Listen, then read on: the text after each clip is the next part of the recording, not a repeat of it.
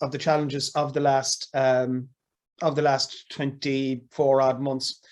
And look, we've had some good learnings, and in many ways the program has still continued to develop in that time. And I suppose it shows the resilience of yourselves and the network and the program, that it's continued in that time, not in an ideal circumstances, because this is a very hands-on program, and meeting people and exchanging ideas with people is very important. But the program has still continued.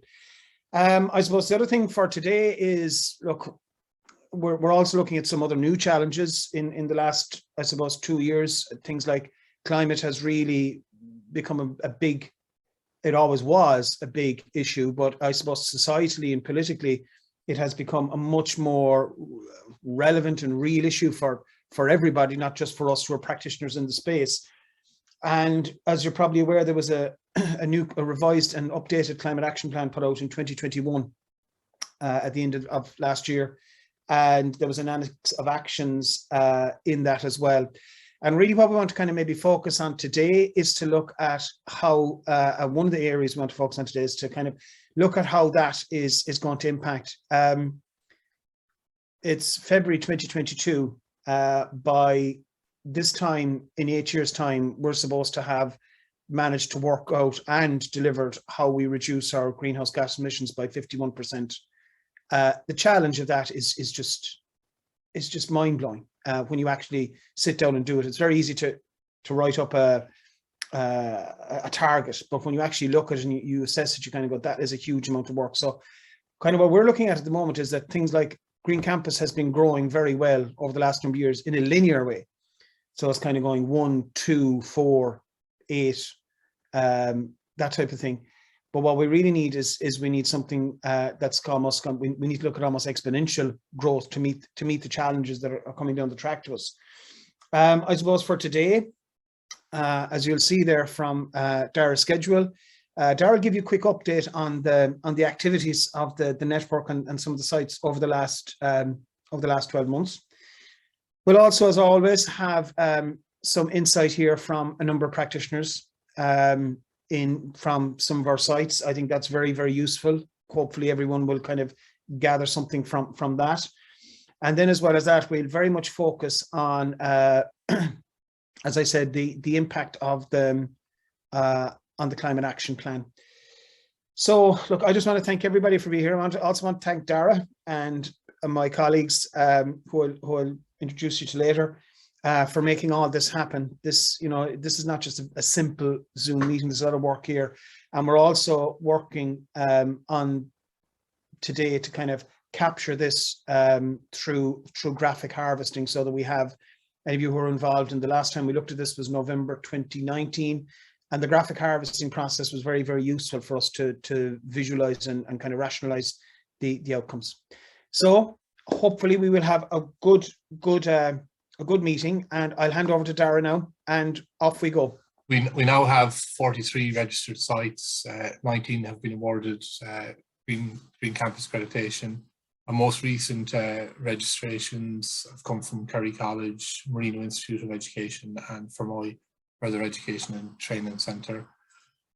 So these are lists of the 19 awarded sites, and since our last network meeting, we've had 4 newly awarded sites. So they are Mary Immaculate College Taisce, IT Sligo, Munster Technological University, and Taisce Tipperary, which is the Taisce and Clonmel campuses. So congratulations to those. Last year we had the first National Green Week in March, and we're running the second one. So we had 20 campuses participated in that, and we had a number of collaborative events. It was all virtual, so hopefully this year there'll be a lot more in-person events. So run from this 7th to 11th of March. We'll be using the hashtag Green Week 2022. Looking at getting, I've got 10 educational licenses for the 2040 movie. So I'll put a call out to sites if they're interested in those. And so you could maybe host a maybe an in-person screening or an online screening, and the campus will have rights to that for the full year. And hopefully there'll be in-person events taking place around the country, and we've linked up with USI this year to hopefully have, I suppose, a greater impact during the week. Couple of other initiatives during the year. So in November we had our Global Challenges Campus Actions initiative, which we had 9 campuses participate in, and the idea was behind that was to suppose get staff, students and the public to vote on tangible projects that will have an impact in the short term. So we had 9 sites that were varying sizes, and I found it was interesting, like the winning votes from a number of the sites were biodiversity related. So 3 were putting in wildflower meadows. 1 was making the quad car free. We had installing bat boxes. So that's something that we might look at revisiting and expanding in the future. And we had last year we did a Young Reporters for the Environment. We did a pilot project with the Young Reporters for the Environment with 5 campuses. So the Young Reporters for the Environment competition with platforms, student voices and their solutions for climate action. So this year, so the winning entry was A Constitutional Right to a Healthy Environment by Georgia Dillon in Trinity College Dublin. So if you check out the either the Green Campus exposure page or the Ruaidhrí exposure page, you'll be able to see those entries. So this the Ruaidhrí competition will be open to all campuses this year. There's a prize fund of €1,500, and the deadline for entries is the 6th of May. So for students can take part individually or as a group. So there's 4 steps in the Ruaidhrí program. It's students uncover an environmental issue in their area, research a solution for it, create an article, photo or video to communicate their findings, and then share it either with their peers around the campus in their community. So Owen is on the call today, so if anyone's any kind of questions about Ruaidhrí, or if you want to get in touch with Owen, you can email ruaidhrí@eu.antaisce.org, or if you have any kind of immediate questions about the competition, you can put them in the chat. And then just a couple of other initiatives during the year. We had Climate Action Week in October. Gráinne might speak a little bit more about that when she's speaking later. So we had, as part of that, we did a trees and planting webinar. We hosted the FEE Eco Campus conversation as part of Earth Action Hub. And Niamh, who's up next, will talk a little bit about the Green Campus Network workshop, looking at education for sustainable development.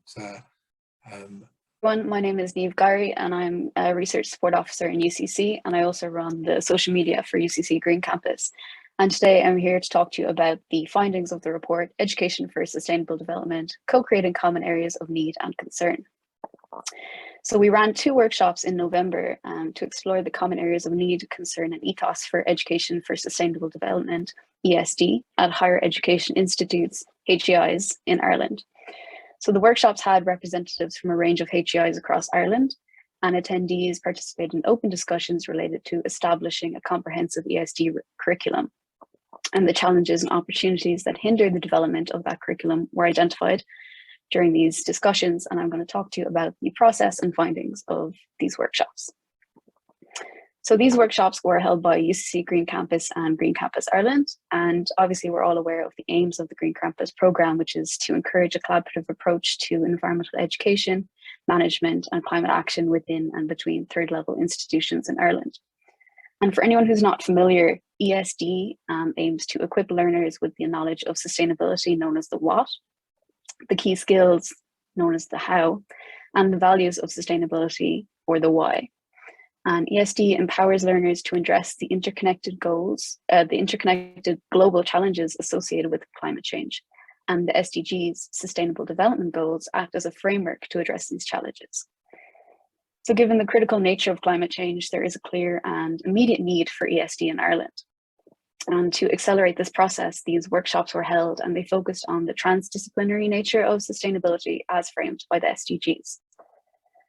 So the main objectives of the workshops were to build a collective voice to facilitate the integration of ESD into all areas of higher education, to explore the common areas of need, concern, the challenges and opportunities experienced by students and staff across HEIs, to use the input from the workshops as a foundation to integrate ESD into the curriculum, and to identify potential collaborative solutions. So the workshops were 90 minutes each and they were held over Zoom. And we had about 15 different campuses represented at the sessions. And we had both students and staff attend these sessions to facilitate open dialogue and to facilitate meaningful peer-to-peer collaboration. These workshops also included brief presentations by workshop facilitators to give context and background to the workshops. And during the workshops, participants were divided up into breakout rooms, and we had 2 separate breakout room sessions at each workshop, so 4 in total, during which participants were given specific prompts to discuss and explore. So in the first breakout room session, participants were given the prompt, challenges and opportunities for ESD within Ireland, your institution and your discipline. And they were asked to frame these discussions under 4 headings: resources, skills, interest, and others. And from these discussions, 4 key themes emerged. So firstly, the first challenge identified was related to skills and knowledge. So many staff may lack the specific skills and language to communicate these issues in an engaging manner that will empower students to become proactive citizens. Staff need the confidence and they need the knowledge to incorporate sustainability into their teachings, and this gap in sustainability literacy is an obstacle to the integration of ESD into third level education. The second challenge that was identified is the lack of free time. Time constraints stop people from getting involved with environmental initiatives, from developing new sustainability projects, or from exploring how they can integrate sustainability into their own teachings. Some staff called for the allocation of time specifically so they can develop a curriculum that integrates sustainability into their teachings, but they stress that this should not just be another layer added to an already heavy workload. Ample resources are essential in the development of sustainable initiatives, and higher management in HEIs need to support ESD by investing in their students, their staff, their departments, and their infrastructure. A notable gap that was identified was the lack of dedicated staff available to work in this area. There is no ESD officer in any HEI, and institutions must create specialised roles dedicated to integrating sustainability into the curriculum, providing staff and students with strategic guidance and oversight, and identifying and overcoming challenges as they arise. And lastly, engagement is a key issue. Climate change is a common concern of humankind, and it is only through collective efforts that sustainability issues can be addressed and solved. The misguided assumption that ESD is not related to all academic disciplines is prevalent, and the universal values of ESD must be communicated with all stakeholders in third level education. Student engagement is also key, and students should be actively involved in the development of an ESD curriculum to ensure that an effective, engaging, and coherent system is created. So 3 key themes regarding the opportunities related to ESD were identified. Firstly, comprehensive and accessible training sessions for staff are essential to build understanding of sustainability. But given the time constraints on staff, the training sessions must be delivered in a flexible and non-prescriptive manner to allow all staff to access these resources. Many staff are already working and teaching in the areas related to the SDGs, but they just may be unaware of this overlap.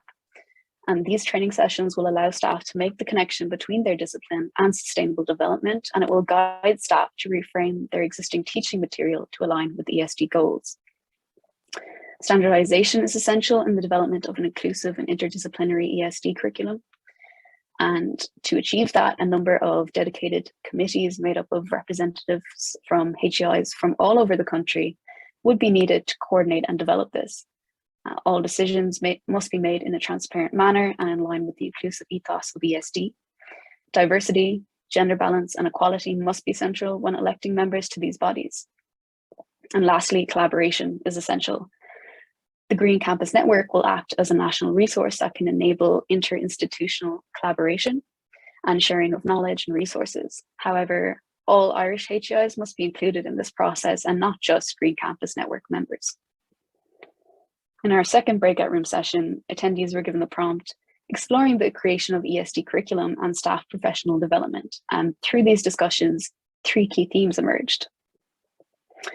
To mainstream sustainability, we need strategic communication, which will compel people to invest their time and attention in issues of sustainability and to get proactive with climate action. And as I said previously, training sessions are essential and they must be inclusive of all skill levels. Input and buy-in from every HEI in Ireland is essential. And as a diverse range of input will lead to a more engaging and inclusive ESG curriculum. A model based on trust and collaboration will allow HEIs to act as equal partners and for the sharing of essential resources and expertise. And lastly, we can't ignore the fact that the development of an ESD curriculum structure and the accompanying assessment methods will be a complex process. But ESD cannot afford to be impeded by red tape. This is an urgent initiative. Climate change is an urgent issue that needs to, so like ESD and comprehensive ESD curriculum needs to be implemented as soon as possible to maximize its impacts. Change is needed on an institutional, a regional, a national, and systemic level. The integration of ESD into the curriculum of higher education will enhance both teaching and learning experiences, and it will equip students, staff, and the wider community with the capability to understand and tackle matters of sustainability. However, adequate funding, resources, and time need to be dedicated to ESD and sustainability across all HEIs. The Green Campus programme has achieved a great deal, but there is only so far a voluntary bottom-up initiative can go in terms of achieving the institutional transformation that is now required. By equipping our students and staff with this critical knowledge of sustainable development, they will be able to act as agents of change within their own fields, their institutions, their local communities, and their professional and personal lives. It will give students the invaluable opportunity to reach their full potential and become informed citizens that are able to thrive in a global world. Empowering individuals to become active citizens is the goal of ESD, and that can be achieved if those challenges and opportunities identified through these workshops are acted on. Thank you all for listening. The full report is about to be published on the UCC Green Campus website, and I think Dara is going to share it with you. Is that okay? Perfect, yeah. Yeah, and just before I get stuck in, I just want to say that was a fantastic talk, Niamh, and again, we'd be very excited to see the report. There's a lot of activity in a lot of universities about this at the minute. So even knowing that there's been some very focused discussion and structure put on how we can improve and engage and adopt the SDGs into our teaching would be really, really positive development. So again, this is my first time that I've attended a meeting. I'm chair of the Maynooth Green-Campus. So I took over from Dr. Joe Larraghy, who retired last year. So I wasn't particularly sure what the focus of the meeting was. So what I did is I just have a brief introduction to the Maynooth Green-Campus, some of our current projects, and then some of the challenges that I think we're facing, because this is, I think, what we can benefit as a network is to get the experiences of other green campuses, particularly with respect to improving student engagement, for example, is something that we're having a great problem with, particularly as we emerge out of COVID, and maybe it'd be great to sort of have some wider discussions about this.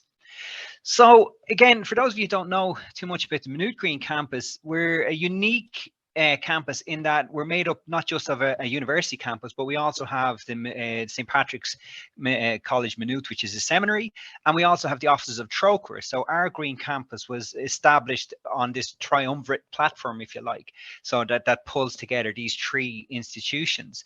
We also have very strong links to the Maynooth town. So obviously Maynooth University Maynooth is a university town. So we have members of the Maynooth, say, Tidy Towns and other committees that are part of our Green Campus. So again, I think it gives us a very unique collective and very unique perspective as a Green Campus. And I think we benefit from that diversity over the past couple of years. So as with many of our campuses across Ireland, we're very, very lucky in that we have some fantastic biodiversity on our doorstep. We have some fantastic lands and built heritage as well. And there's also challenges with this.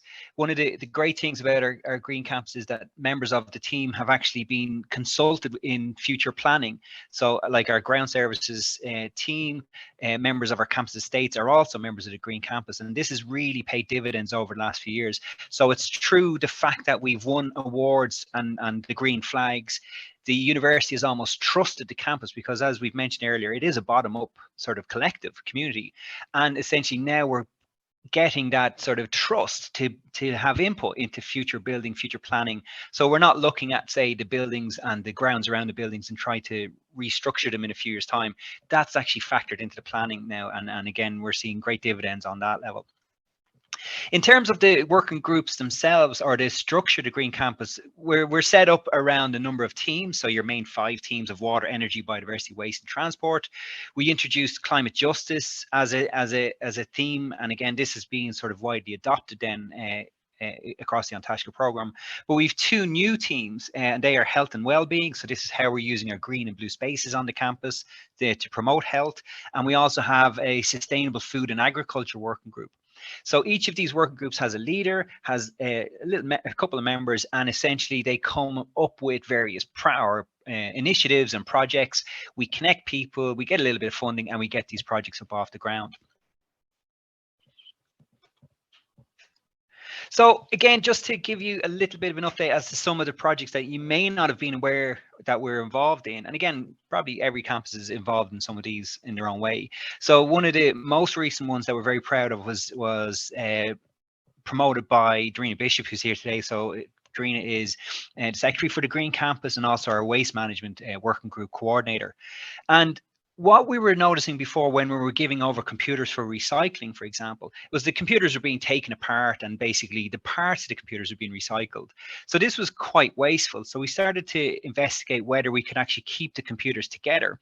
And with the IT services, a program was delivered in collaboration with Rehab. And rather than breaking the computers up, the computers are now wiped and actually then sort of repurposed. And again, sorry, I've get rid of that. What we've actually done is we've donated 4 tons of computers over the last year, and 2 tons of those have actually been reused. Now, as I said, most of these would have been broken apart if they weren't kept together, and these have now been sort of passed out to numbers of schools, so they're actually in active use. So we think that this is a very, very sort of, in terms of the circular bioeconomy and sustainability. Reusing our computers in this way has been a fantastic initiative. We've also, in the last 2 years, set up our first edible garden on Maynooth land, and again, this is hopefully one of many. So this is a project led by Patricia Healy-Kettle, and again, the garden it's all based in pedagogy. There's research behind it, but we're going to be using it as a central focal point for workshops, for projects, for student initiatives. And again, as I said, we're hoping that we'll be able to sort of roll this out across the campus and actually develop more of these edible gardens. Again, another fantastic project. We're obviously, with lockdown and COVID, our on-campus activities have basically hit the ground. So this year we're getting things back up and running. So we're getting back up and running with our wildflower walks. So Dr. Gail Maher from the Department of Biology here leads these, and Gail and Stefana, one of our undergrad students, actually did a biodiversity service across the campus over last summer. And again, that's currently being written up. And then we have projects like this. So these are links to learning. So these are projects linked with our Frebel department. So this is our primary school training institution, if you like. And going back to something you said at the beginning, Ray John, about exponential growth. I think projects like this can lead us to that, because what we're doing here is we're training primary school teachers. So they're going to go out to their communities and instill these types of, this type of environmentalism, sustainability, consciousness in our primary school students. Now, obviously, there's a long-term sort of type of project, but it really, really is the way to go. So if we can get our teachers thinking, in this particular space, they're going to help develop the next generation of eco-citizens. And this particular project is very straightforward. They've taken 10 trees across the campus. They've made a trail. They've written up sort of a program around that for primary school teachers to print out and give to their students. And the students walk along the trail. And if they have information on a phone, they can actually stop at a tree and get information about its folklore. It's all Oscoilga as well, so that, again, it's just a great way of getting a class immersed in nature. And again, obviously, there's research and pedagogy behind it. So this is, again, just one of those projects that we're currently doing. Across the campus, then, we're sort of planting thousands of native trees. So Stephen is the head groundskeeper of Maynooth University, and has really been responsible for transforming the campus over the past 5 years. So this you're looking at here is one of our first electric mowers. So even though we mow, our mowing has reduced considerably, like it has across most campuses, where we do mowing, we're trying to sort of reduce our fuel output. So again, this is our first electric mower. And we can sort of report that almost 1 million square foot of our campus has now been given over to biodiversity. So almost over 15 acres, which, again, in the space of 4 or 5 years has been transformative. So like most of our campuses, we had very pristine, beautifully crafted grounds and landscape grounds, but that's no longer the case. So these types of grounds would have been green deserts for biodiversity, and they're no longer that way. So obviously then we're involved in lots of other projects like the Marchathons. We have the Maynooth Unplugged, where we send messages around to everybody before the weekends or before holidays to make sure everything's switched off. And we're starting to develop links with our technical staff in our departments to become ambassadors for that department, to basically, to showcase and highlight energy usage of the departments. And that on a local level might get out to the communities that are in those departments. And again, I know I'm probably running out of time. So across all these teams, we've actually sort of done some fantastic work. We have our green flags. We won the green flag for pollinators back in 2020. Which we're very proud of. And most recently, the campus won a green flag for heritage, which, again, I think we were the first university in the Republic of Ireland to win this particular flag. So again, lots of work done, lots of work to do. And again, it's great to get the acknowledgement and recognition for this.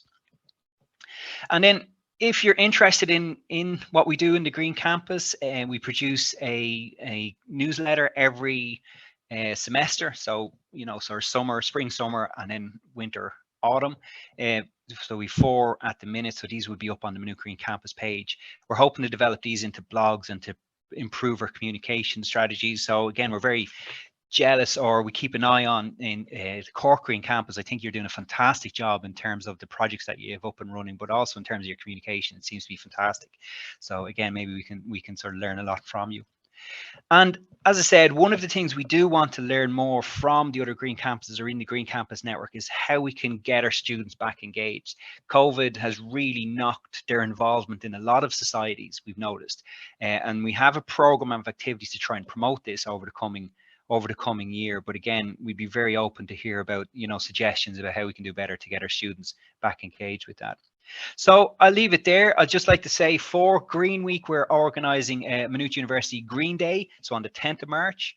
So this will be in person and blended. So as we've heard, we need to get back into this in-person space. In the morning, we're going to have a series of talks and seminars on our various teams. We've got student presentations. Then 12:30 to 2, we're going to have some outdoor activities. And then 2 to 4, we're setting up some stalls, demonstrations, giving away bird box. There'll be a fashion swap shop, etc., recycling demonstrating, hydropower demonstration.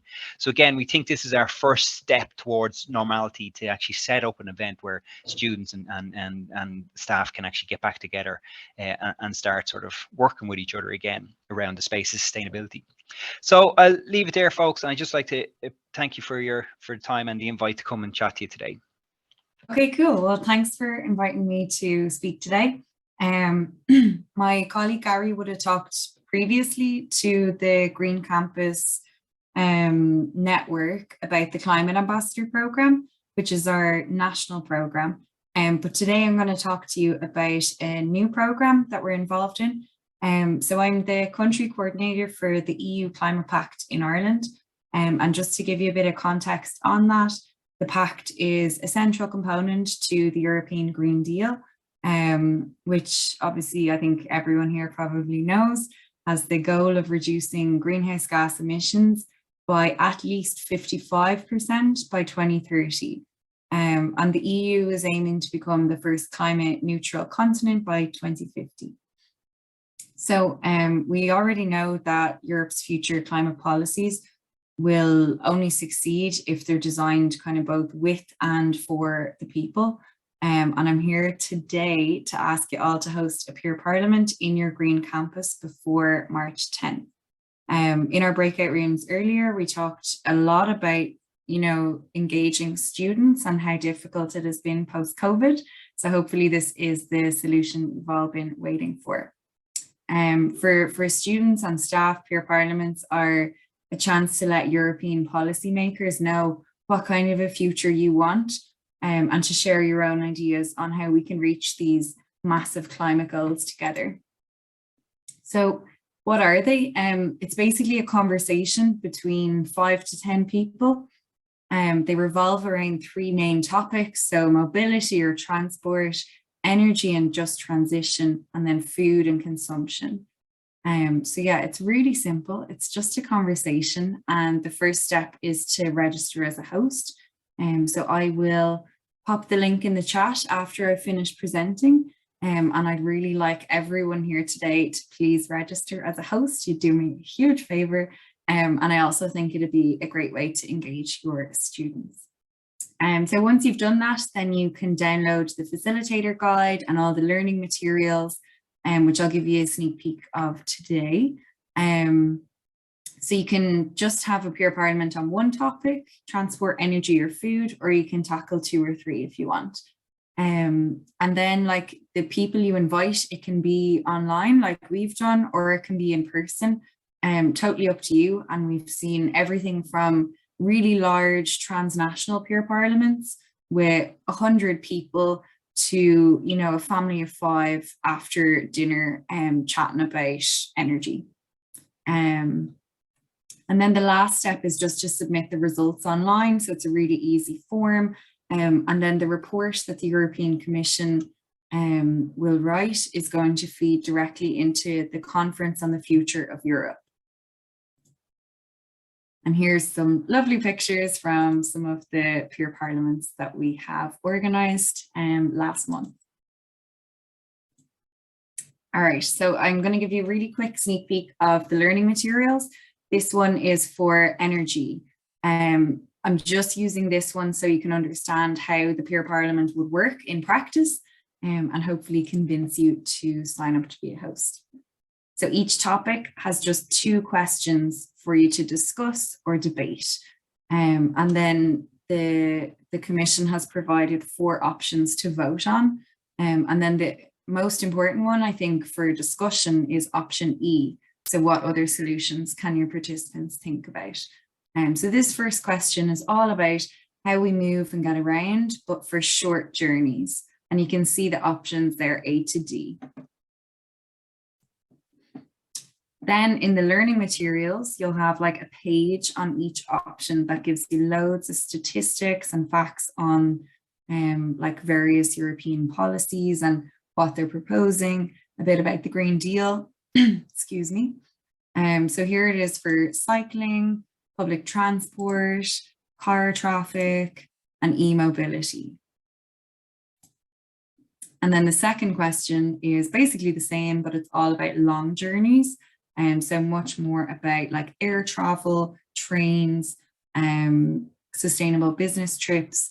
And I suppose the most important one that came up in our peer parliaments in Ireland so far is ferries.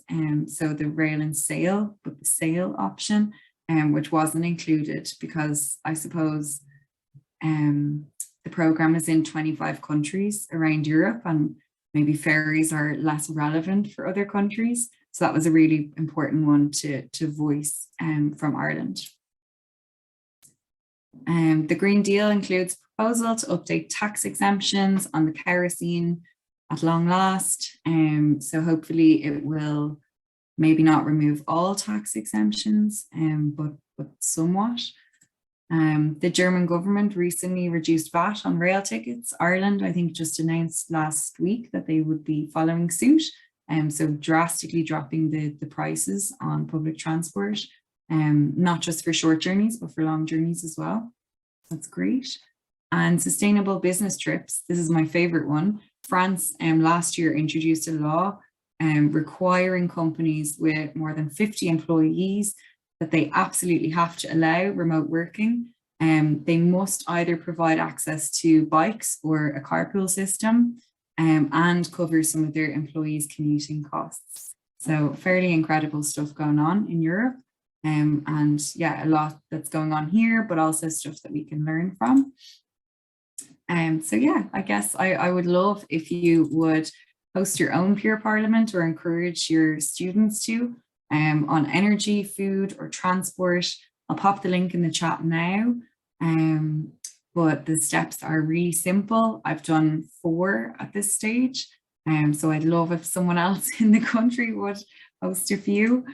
And yeah, I just want to say thank you.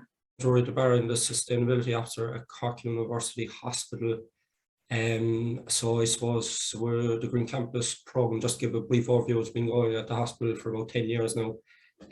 We were actually awarded our 3rd green flag, thankfully, back in November. I suppose I'll just give a brief overview of kind of since 2018 was the last green flag. So we kind of missed a year over COVID. So I suppose I'll just give a mixture of the initiatives that were done pre-COVID and post-COVID and the challenges that COVID brought about for a green campus and a healthcare facility. So I suppose just a brief introduction there, just to give you a kind of an overview there of the size of the campus. So you can see there in the middle the kind of old building that was built in 1979, the main hospital, and the associated buildings there, A&E, OPD, the labs. Above it then is the UCC Dental Hospital, and then to the front, which are the 2 newer buildings, which is kind of CUMH, the Maternity Hospital, and the Cardiac and Renal Centre. And then up in the corner you can see AMHU. So that's just an overview. This is an old picture. Unfortunately, we didn't get an updated one since COVID. So the Glandore Centre, which is the cancer centre, is also built. So I suppose it's quite a large campus, but at the same time, we're quite compact with very little room to kind of expand going forward. So I suppose just briefly, the impacts of COVID-19 on waste management. I suppose this was one of the major issues that we faced since the start of COVID-19 in March. So as you can see there, from 2019 to 2020, there was an 81-ton increase in the healthcare risk waste being generated across the hospital. And then from 2021 to 2020, you had a 130-ton increase in the volumes of healthcare risk waste. So I suppose that was a major challenge that kind of took the focus for months on end in both years. I suppose we had to work with the contractor SRCL and increase the number of visits and the number of collections. And similarly, we had to put on extra porting staff and stuff, kind of alleviate the excess waste in waste holding rooms and wards, particularly the COVID areas. And just as part of the rollout of the waste, simultaneously with the integration of the biosystems, which is kind of reusable sharps bins, and I'll go into more detail there in a second. So just to give the context there for people, I suppose that's just the tonnage there of the months broken down over the years from 18 to 2021. And you can see the green and purple are 2020 and 2021. In particular, you can see there February 2021 was probably the worst peak certainly in CUH in this acute centre anyway, for the generation of COVID waste, the generation of healthcare risk waste associated with treatment of patients. And I suppose that came kind of from the opening up of Christmas 2020 and the subsequent increase in patients being treated at the hospital. So I just alluded to the biosystems. So pre-COVID, we actually just looked into rolling out the biosystems, which are kind of reusable sharps container for the disposal of sharps. So they're safe, convenient and sustainable for responsible sharps disposal. So one of those units can be used 600 times in equivalent to the single-use sharps bin that will be disposed in after every use into the healthcare risk waste stream. So this was in 2018 we rolled out across the hospital. Sorry, in 2018 we rolled out in this Cardiac Renal Centre as a trial that went on up to 2019. Then COVID hit, so that kind of put a small delay on the rollout hospital-wise. So during 2020 and 2021, as it quietened down through the different COVID phases, we rolled out across the whole hospital. So we have these reusable shelf containers all over the hospital now. I suppose waste was one of the main areas that we were tackling throughout the whole 2 years in COVID, but simultaneously we tried to keep a number of the environmental initiatives going across the hospital, be it biodiversity, energy, wastewater, green procurement. So as part of that, we kind of did a number of catering initiatives. So staff dining, so we kept going with kind of healthier options, and we reduced plate size, we did staff surveys on what they like. And we actually went towards the end of 2021 into kind of providing plant-based options for staff. And then our catering manager, we got a number of Heart Awards just for the kind of food menus and for the work being done. Similarly, we were doing a number of different catering projects before COVID and through COVID. So I suppose during COVID, we were unable to bring people, our external partners, Churchill Community Trust on site, so we kind of internally kind of gathered staff together from different departments. And there's myself there now in that picture with staff from the catering department, and one of our occupational therapists. We did a rooftop herb garden, and that kind of supplied herbs to the catering department. Similarly, with green procurement, we continued to kind of source all machines, be it dishwashers and catering equipment, and we reviewed the energy rating. During 2020, we did a recycling audit of the catering department just to see, as it was an area, one of the few areas that we didn't have any healthcare risk waste to deal with, that just to see the compliance with recycling into the compost, general waste and recycling areas, and overall it was actually quite good. And then finally, just single-use plastic reduction. So pre-COVID, we had replaced all our old coffee cups with compostable and biodegradable cups. Similarly, we reduced a lot of the plastic utensils in the catering department. Unfortunately, as COVID hit, particularly with the single-use plastic utensils, we had to bring them back in due to the requirement from an infection control perspective to supply them to COVID patients at ward level. And then obviously Brexit kind of came in at the same time. So there was a number of supply chain issues throughout the whole time of COVID too, which meant we had to kind of just source whatever products we could to respond to the needs of the patients and staff across the hospital. So I suppose just transport CUH, so we're Smart Travel Workplace. So we run initiatives throughout the year, including step challenges and bike week. So pre-COVID, we were doing a lot of these challenges in conjunction with our kind of our teaching partner, which would be UCC, also with other places like CIT. Unfortunately, we weren't able to run the bike weeks during COVID. However, we continued the step challenges, and actually it proved quite popular among staff, particularly in the COVID. I suppose when people had the restrictions, there wasn't much else to do other than go to the shopping centre or walk. So we saw quite an increase in the number of people competing, and we provided prizes and stuff for each of the winners. Staff travel service, so we did one in 2018, and due to COVID and the fact that we had to redeploy staff across different areas, we didn't carry out our next one till last autumn. So we just got the results of that there before Christmas, and it's quite interesting just to see those results and people's kind of change in attitude towards more active travel. So kind of simultaneously undertaking audits of the physical infrastructure and kind of updating our plans to improve the active travel facilities across the campus. And CUH, we're a member of the Transport Mobility Forum, so it's a collaboration among different organisations, including ourselves, UCC, CIT. So it's kind of promote sustainable transport initiatives, and we've just undertaken a lot of projects with them over the last few years. And COVID-19 obviously impacted certain transport initiatives, and mainly we were looking at carpooling just before COVID hit, but unfortunately due to people working off site and it's not feasible for people to be travelling together, they were shelved, so we'll hopefully revisit them going forward. And just to give you an idea here, some of the transport projects, so there you see on the top right hand corner, you'll see two kind of mobile locker and changing shower facilities that we put in for staff, both from the perspective of giving staff areas to change before they come into the hospital from the infection control for COVID, and as well just to increase people's ability to cycle and travel to work and have the appropriate facilities in place. Just below that, that's actually our new TFI bike station. So in conjunction with the NTA, we actually installed the TFI bike stations in collaboration with UCC and CIT, who have installed extra stations. So we're hoping that's going to go live over the next 2 to 3 weeks. And then just on the left hand side, you just see 2 bike stations. So as part of the NTA audit of the facilities, we just looked at the old bike stations, and there's been a lot of requests from staff to upgrade these to secure bike stations. So we're just currently undertaking that audit with a hope to kind of Q1, Q2 2022 upgrade them to secure swipe access. And then just the transport mobility forum. So I suppose we organised a number of events both pre-COVID and during COVID. So I suppose pre-COVID, one of the main ones was Race with Rob. So this was kind of a race with Rob Heffernan across town, with different groups, including students. So some people used the bus, some people used the train, some people cycled, and some people walked. And we started at Euston Station, and we finished out by UCC. So it was quite an interesting and entertaining day, and well attended. We had a TMF match-up event, so that was with the Southern Regional Assembly. So these are both pre-COVID, similarly with the bike weeks we ran them with UCC and CIT.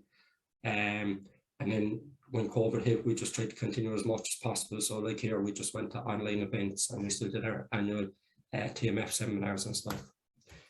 Similarly through COVID, I suppose being outdoors was one of the saving graces. So we were able to continue any of our biodiversity projects. So just in the top left, that was just pre-COVID there, with our community partner, Churchfield Community Trust. And I was just planting trees to mark Climate Action Week. And actually, if you look at the trees there was a number of messages hung on the trees, apologies, from students at the primary schools around, just kind of promoting environmental stewardship, I suppose. And then you can see the catering herb garden, which was during COVID. The bottom right hand corner, that was just actually a wildflower zone that we planted. And then the top right is actually the site of our new apiary. So that's currently under development. We actually have a shed installed now, and we have the water and electricity up there. So we're aiming to have beehives on site come March, April. And as part of the project, we're looking to set up an immunotherapy program, which will treat kind of pediatric patients who suffer from anaphylactic shock or bee stings and whatever. So as part of introducing the apiary, there's going to be a medical program with it as well. And then I suppose all along, a lot of the focus of the Green-Campus program here at CUH was to do with the kind of monitoring and the environmental teams. So after the last 2 to 3 years, we spoke with Dara and I spoke with Michael John. And I suppose particularly COVID, a lot of staff kind of contacted the office looking for kind of staff wellbeing pods, and I suppose wellness at work, particularly in the healthcare setting, and given the stress, our staff, nurses, frontline staff were under 12 hours gowned up across wards, across any departments and sanitation departments. It was quite stressful for people, for staff. So I suppose we were just looking, number one, at ways to kind of enhance the wellness at work for these staff, to give them areas where they could kind of go outside for their break, where they could get a bit of fresh air, where they could gather their thoughts before they had to go back in and go up and stand in front of COVID patients for 10 to 12 hours. So we appointed a wellness at work officer, and there's a few wellness initiatives. So blood pressure monitoring, staff wellbeing committee set up, staff wellbeing through the arts. You can see here down in the bottom right, during COVID, we brought on a lot of outdoor seating area and benches. We actually brought a horse box, coffee dock outdoors as well for staff, so that they were able to get out, they were able to sit out in the fresh air, they were able to speak with each other, and I suppose just take a break from the stress of the wards. And then just the top right, we're looking at the moment at 2 initiatives, the CUH exercise program that's going to be rolled out by the anaesthetics department, where we're going to bring exercise machines kind of equivalent to the ones that you'd find in kind of any of the community parks, the Regent Park and Ballincollig here in Cork. And similarly, the CUH charity are looking to do an online health and wellbeing program that will provide training and dietary advice and nutrition programs for staff across the hospital, with a view that both these programs in the 2nd and 3rd phases could extend to treatment with patients as well. And I suppose one of our biggest challenges was we weren't able to meet people face to face. A lot of our students were off campus for the last 2 years. Similarly, our staff So normally we provide in-house presentations, and the PCHCI, which is a waste presentation, and the sustainability presentations would have been done in-house. During COVID, we actually made recordings of each presentations, put them up online and sent the link around to staff so that they were able to access these presentations. Similarly, for the induction weeks for the student nurses and student doctors, I provided an online presentation, and we kind of circulated the links. Similarly, while we weren't able to go into the wards while a lot of the areas were COVID, we still in the background kind of prepared all the kind of the recycling information leaflets in response to the kind of waste action, circular economy plans and stuff like that, and energy checklists. We keep updating our strategies and our annual reports and stuff. And we posted all this information online so people still had access to it, even if they weren't able to attend in person. And I suppose the awareness days, so pre-COVID, we did our energy awareness days, we did our inaugural water awareness days, and we provided the bike doctor and with the NTA Smart Travel program. So I suppose thankfully, because the bike doctor was outside in the maintenance yard, it was one of the few awareness days and that we were able to continue through COVID. And you can see in the bottom left, that was during COVID, and we just made sure people were social distancing. We facilitated booking online systems and stuff just to keep in line with the policies of the hospital. So I suppose that was just a brief overview of the programme at CUH over the last 3 years or so.